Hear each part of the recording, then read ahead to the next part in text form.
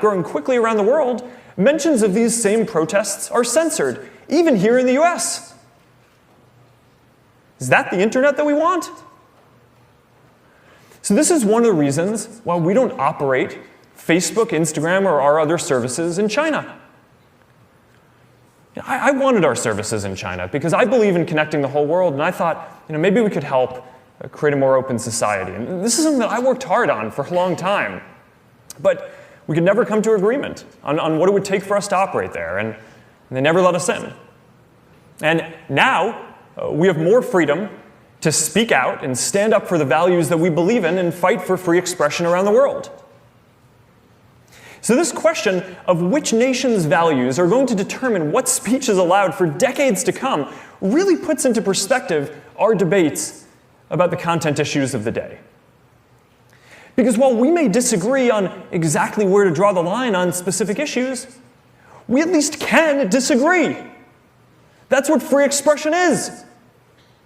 And the fact that we can even have this conversation means that we're at least debating from some common values. If another nation's platforms set the rules, our discourse can be defined by a completely different set of values.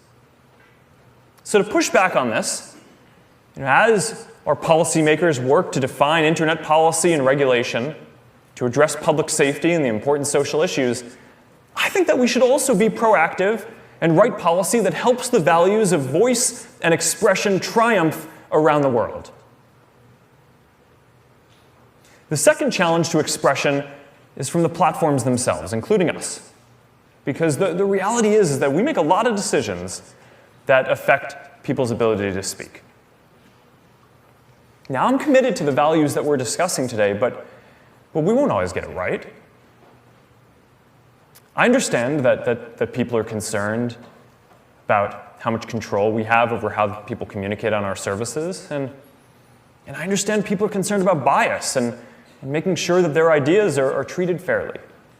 And frankly, I don't think that we should be making so many important decisions about speech on our own either. We'd benefit from a more democratic process and clearer rules for the internet and some new institutions. So that's why we're establishing an independent oversight board for people to appeal our content decisions. The board is going to have the power to make final binding decisions about whether content stays up or comes down across our services. And these are going to be decisions that our team and I cannot overturn. And we're going to appoint members to this board who have a diverse